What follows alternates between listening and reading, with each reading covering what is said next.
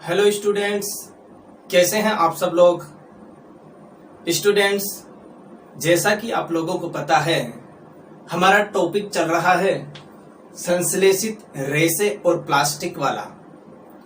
इस चैप्टर के अंतर्गत पिछले वीडियो में हमने संश्लेषित रेसों के कुछ प्रकारों के बारे में पढ़ा था, जिसमें रेयान और नायलॉन, इन दोनों के बारे में हमने पढ़ लिया था। अब इसके बाद में तीसरा प्रकार आता है पॉलिएस्टर का। उससे पहले हम एक चीज जानेंगे, एक बात को जानना बहुत जरूरी है कि रेसे की सामर्थ्य कैसे ज्ञात की जाए।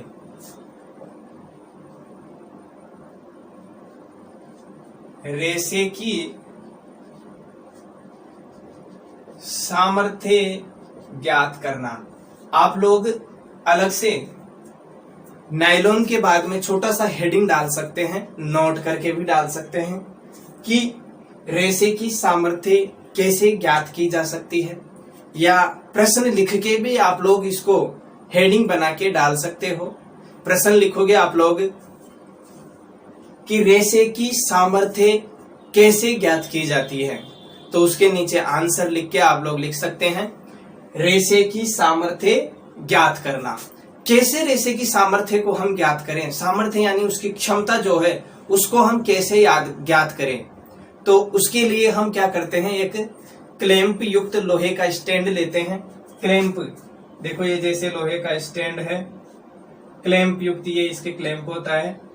क्लैंप युक्त लोहे का स्टैंड लेते हैं और एक 60 सेंटीमीटर के लगभग क्या करते हैं, एक धागा लेते हैं। ये क्या है, एक धागा है। इसकी लंबाई की बात करें तो 60 सेंटीमीटर लंबाई इसकी है। ये धागा लेते हैं और इसको क्लैंप से बांध देते हैं, यानी ये जो क्लैंप है इसके यहाँ पर बांध देते हैं।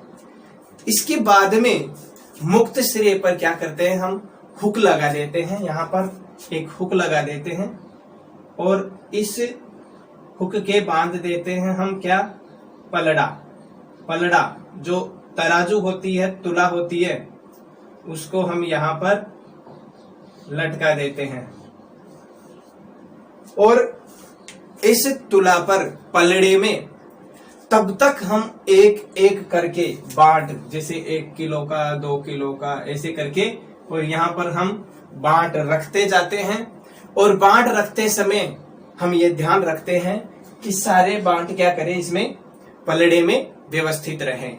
तो इसमें रखते जाते हैं और तब तक रखते हैं जब तक धागा टूट न जाएंगे। यानी कुल मिला के हम ये जो प्रयोग कर रहे हैं, ये जो क्रियाकलाप हम कर रहे हैं, इसमें क्या करना है, इस धागे को हमें तोड़ना है। तो इस धागे को तोड़ने के लिए कुल भार जो होगा वही क्या होगा, रेसे की सामर्थ्य। यानी कब तक हम बांट रखते जाएंगे इसको, धागे को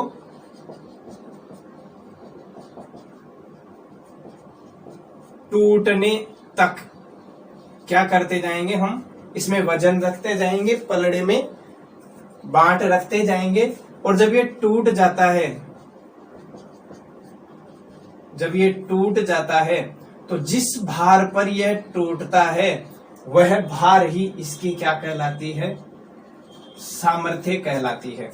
देखिए, समझिए, रेसे की सामर्थ्य ज्ञात करने के लिए हम एक क्रियाकलाप करेंगे। उस क्रियाकलाप में क्या किया हमने, एक लोहे का स्टैंड लिया।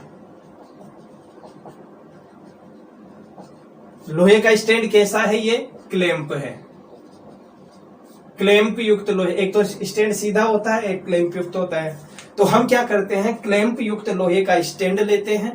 इस लोहे के स्टैंड के क्लैंप पर लगभग 60 सेंटीमीटर लंबा क्या करते हैं, एक धागा बांध देते हैं। धागे की जो स्वतंत्र सिरा है नीचे वाला, इस सिरे पर एक कुंदी लटका देते हैं, कुंदा, कड़ा जिसको हम बोल सकते हैं, हुक जिसको हम बोल सकते हैं। तो हुक लगा देते हैं और इस हुक के क्या करते हैं, तराजू की जो पलड़ा होता है उस पलड़े को टांग देते हैं। अब इस पलड़े पर हम एक एक, दो दो कर करके बांट रखते जाते हैं। बांट, जैसे 1 किलो 2 किलो ऐसे बांट रखते जाते हैं, और बांट रखते हैं कब तक रखते जाते हैं, जब तक धागा टूट नहीं जाए। और बांट रखने के बाद में जिस वजन पर यह धागा टूट जाता है, यानी जो वजन है उस पर धागा टूट जाता है, जिस भार पर यह धागा टूटता है वही क्या कहलाती है, उस धागे की सामर्थ्य कहलाती है। इस प्रकार रेशे की सामर्थ्य हम ज्ञात कर सकते हैं। ठीक है, इसके बाद में हम देखते हैं कि संश्लेषित रेशे का जो तीसरा प्रकार है वो कौन सा है, पॉलिएस्टर है। तो अब बात करेंगे हम पॉलिएस्टर के बारे में। देखो यहाँ पर ये जो बीच में प्रयोग मैंने बताया है, ये रेशे की सामर्थ्य यानी नायलॉन से जुड़ा हुआ एक तथ्य था, उसको सिद्ध करने के लिए मैंने आप लोगों को ये बताया है। तो पूछा जा सकता है छोटा प्रश्न, रेशे की सामर्थ्य कैसे ज्ञात करें, स्पष्ट कीजिए। तो आप लोग जैसे 2 या 3 नंबर का प्रश्न पूछा जाए या 2 नंबर का भी प्रश्न पूछा जाए तो भी आप लोगों को इतनी सारी डिटेल चित्र लिखना है, चित्र बनाना है, उसकी डिटेल लिखनी है, क्या क्या आपने किया, और लास्ट में निष्कर्ष यह निकलता है कि जिस वजन पर वह धागा टूट जाता है, जिस वजन पर वह रेशा टूट जाता है, तो वह वजन ही उस क्या कहलाती है, उस धागे की, उस रेशे की क्या कहलाती है, सामर्थ्य कहलाती है। बात करते हैं पॉलिएस्टर के बारे में। देखिए तीसरा जो प्रकार है पॉलिएस्टर,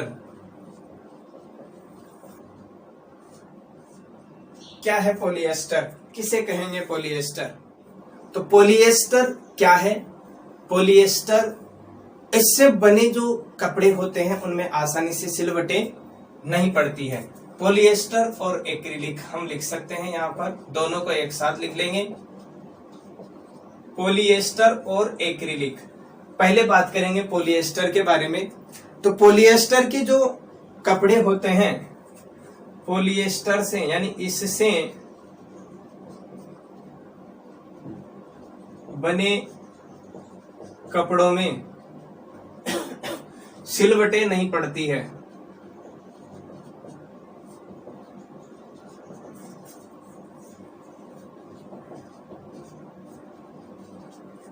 पॉलिएस्टर से बने जो कपड़े होते हैं उनमें सिलवटें नहीं पड़ती है, यह सपाट रहता है और सरलता से धुल जाता है। कैसा रहता है कपड़ा? सपाट रहता है और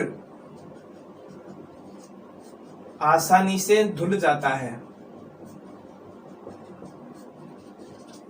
सपाट रहता है, सपाट यानी इसको प्रेस करने की जरूरत नहीं होती है और आसानी से क्या होता है, ये धुल जाता है। एक बहुत ही अच्छा पॉलिएस्टर है टेरिलिन, बहुत ही लोकप्रिय है टेरिलिन। टेरिलिन क्या है? बहुत लोकप्रिय पॉलिएस्टर है। टेरिलिन क्या है? बहुत लोकप्रिय पॉलिएस्टर है और इसमें इसका क्या होता है, महीन रेशों में इसको हम खींच सकते हैं और फिर से इसका क्या किया जा सकता है, तंतु बनाया जा सकता है। टेरिलिन में क्या होता है,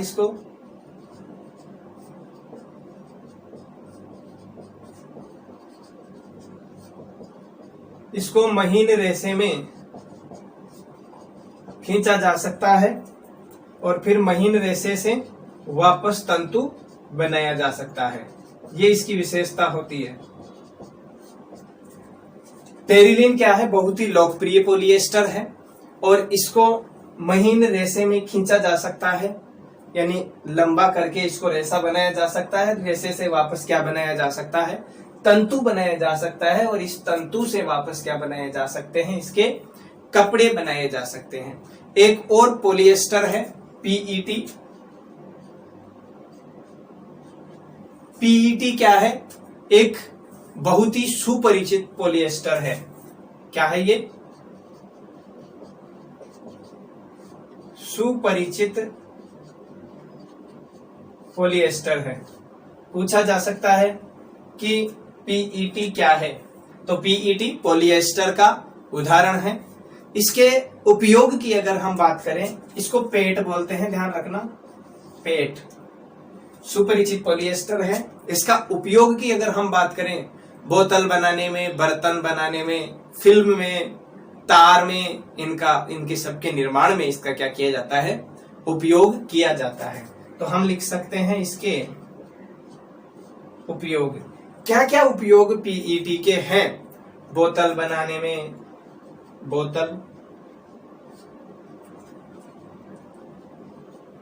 बर्तन, फिल्म, बोतल बनाने में, बर्तन बनाने में, फिल्म बनाने में, और लिख सकते हैं हम तार के निर्माण में इसका उपयोग किया जाता है। यानी पीईटी का उपयोग बोतल बनाने में, बर्तन बनाने में, फिल्म बनाने में और तार के निर्माण में किया जाता है। अब बात करते हैं पॉलीएस्टर के शाब्दिक अर्थ की, यानी ये भी तो हमें पता होना चाहिए ना कि पॉलीएस्टर क्या है। तो इधर लिख देते हैं पॉलीएस्टर। देखिए, सामान्यतः कोई भी शब्द होता है तो उसका अर्थ हम उसका संधि विच्छेद यानी उसको दो भागों में बांट करके देखते हैं, दो भागों में उसको बांटते हैं। तो इसको भी अगर हम देखिए दो भागों में बांटें तो पहला तो हो गया पॉली और दूसरा हो गया एस्टर। तो इस दोनों भागों में इनको बांटने पर, पॉलीएस्टर को दो भागों में बांटने पर हमारे सामने अर्थ आता है कि पॉली का मतलब तो हमने पढ़ा था अनेक होता है और एस्टर का मतलब है एस्टर की इकाइयां। तो एस्टर नामक जो रसायन है उसकी इकाइयों की पुनरावृत्ति से ये बनता है। एस्टर क्या है? एक रासायनिक पदार्थ है। तो देखो नाम से ही पता चल रहा है, एस्टर नामक रासायनिक पदार्थ की अनेक इकाइयों की पुनरावृत्ति से जो रेशा बनता है वही क्या कहलाता है? पॉलीएस्टर कहलाता है। नाम से पता चल रहा है, पॉली का मतलब अनेक, एस्टर का मतलब एस्टर ही है। एस्टर क्या है? एक रासायनिक पदार्थ है। तो एस्टर नामक रासायनिक पदार्थ की अनेक इकाइयों की पुनरावृत्ति से क्या बनता है? पॉलीएस्टर बनता है। और पॉलीएस्टर के उपयोग की अगर हम बात करें, एक बहुत ही अच्छा उपयोग है कि फलों में जो गंध होती है, फलों को गंध प्रदान करता है पॉलीएस्टर। बहुत ही इंपॉर्टेंट प्रश्न है, फलों को गंध प्रदान करना, यानी इसका बहुत ही इंपॉर्टेंट कार्य है फलों को गंध प्रदान करना। अब बात करें कि पॉलीएस्टर से निर्मित जो कपड़े हैं उनको कौन कौन सी श्रेणियों में हम बांट सकते हैं। तो एक तो होता है पॉलीकोट और एक होता है पॉलीवूल। देखो, एक तो है पॉलीकोट और एक होता है पॉलीवूल। पॉलीएस्टर से निर्मित कपड़े जो हैं उनको दो श्रेणियों में हम बांट सकते हैं। पहली श्रेणी आ गई पॉलीकोट और दूसरी श्रेणी आ गई पॉलीवूल। अब देखो, नाम पॉलीकोट पॉलीवूल है तो पॉलीएस्टर से ही तो निर्मित है, हम दोनों को एक में ही रख सकते थे, अलग में क्यों रखे? तो अलग में रखने का भी कारण है, इन दोनों की अलग श्रेणियां क्यों बनाई है इसका भी कारण है। इसका कारण यह है कि पॉलीएस्टर के साथ जब हम कपास मिलाते हैं तो पॉलीएस्टर और कपास का जब मिश्रण होता है तो वो तो होता है पॉलीकोट, और पॉलीएस्टर के साथ जब हम ऊन मिला के और रेशा बनाते हैं तो उसे कहते हैं पॉलीवूल, यानी पॉलीवूल के कपड़े। तो देखिए, पॉलीएस्टर प्लस कपास और इधर आ जाएगा पॉलीएस्टर प्लस ऊन। यानी देखिए, सिर्फ कपास और ऊन का फर्क है। पॉलीएस्टर के साथ जब कपास मिला के कपड़े बनाए जाते हैं तो उन्हें तो कहते हैं हम पॉलीकोट, और पॉलीएस्टर के साथ जब ऊन को मिला के और कपड़े बनाए जाते हैं उन रेशों से तो वो कपड़े होते हैं पॉलीवूल कपड़े। तो इस प्रकार पॉलीएस्टर और कपास का मिश्रण तो कहलाता है पॉलीकोट, और पॉलीएस्टर और ऊन का मिश्रण जो है वो कहलाता है पॉलीवूल कहलाता है। यहाँ एक लाइन ध्यान देने वाली और है कि सभी संश्लेषित रेशे जो होते हैं ना, पेट्रोलियम मूल के कच्चे माल से विविध प्रक्रमों द्वारा तैयार किए जाते हैं। यानी लिख सकते हैं हम इसको स्टार लगा के, या नोट लिख के लिखिए आप लोग, नोट कि सभी संश्लेषित रेशे, हाँ इसको नोट लगा के लिखना है। नोट लगा के लिखोगे तो बार बार आपकी नजर इस पर जाएगी कि सभी संश्लेषित रेशे जो होते हैं पेट्रोलियम मूल के कच्चे माल से, रेशे पेट्रोलियम मूल के कच्चे माल से विविध प्रक्रमों द्वारा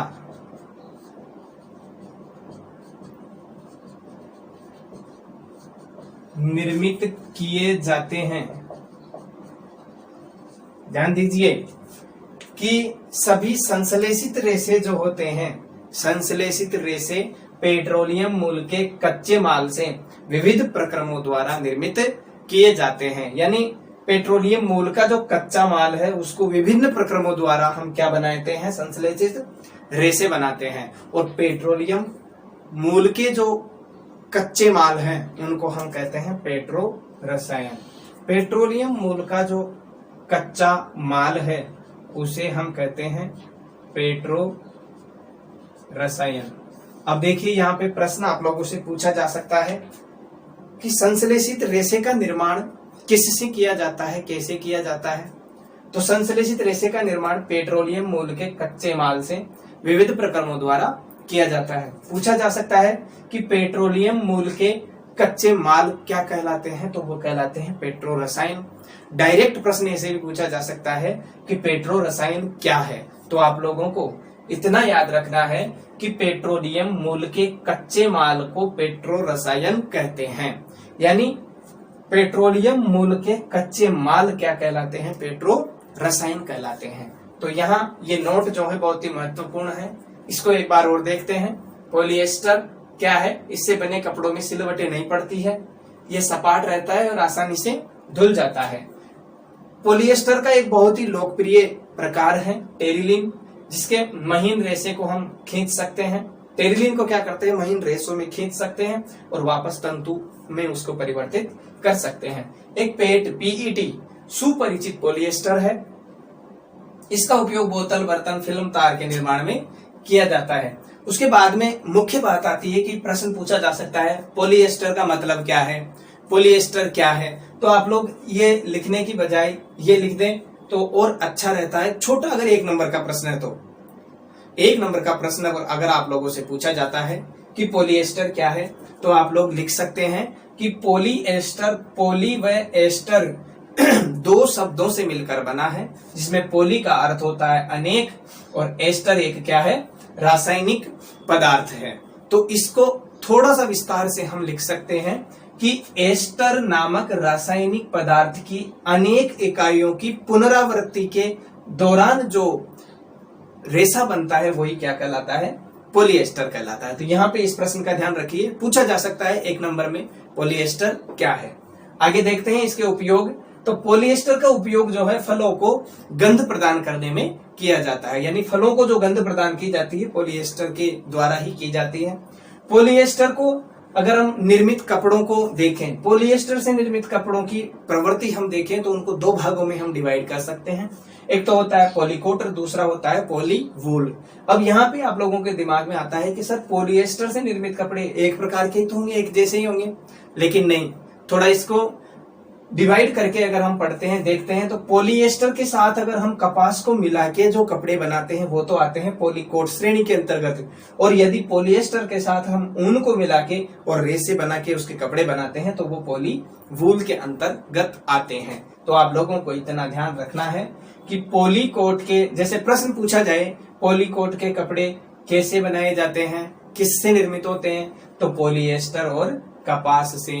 पॉलीवूल कपड़े किससे निर्मित होते हैं, तो वो होते हैं पॉलिएस्टर और ऊन से। इसके बाद में यहाँ पे एक बहुत ही महत्वपूर्ण इंपॉर्टेंट जो बात है वो नोट डाल के मैंने लिखवाई है, तो नोट करके ही आप लोगों को लिखना है। बहुत ही महत्वपूर्ण लाइन है कि सभी संश्लेषित रेशे पेट्रोलियम मूल के कच्चे माल से विविध प्रक्रमों द्वारा निर्मित किए जाते हैं।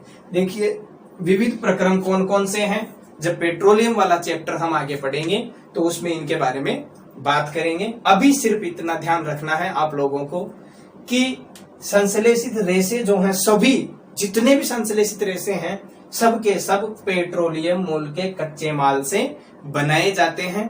और पेट्रोलियम मूल का जो कच्चा माल है, जितना भी कच्चा माल है, सबको हम मिलाकर कहते हैं पेट्रो रसायन। तो यहाँ पे एक छोटा सा प्रश्न और बन सकता है आप लोगों के लिए कि पेट्रो रसायन क्या है।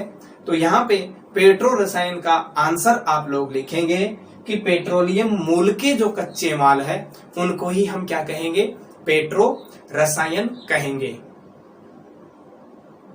इस प्रकार आज की क्लास में हमने पढ़ा कि संश्लेषित रेशे का जो पॉलिएस्टर प्रकार है उसके बारे में संपूर्ण जानकारी हमने प्राप्त कर ली है। और आशा करता हूं आप लोगों को ये जो तथ्य आज हमने जाने वो समझ में भी आए होंगे, अच्छे भी लगे होंगे।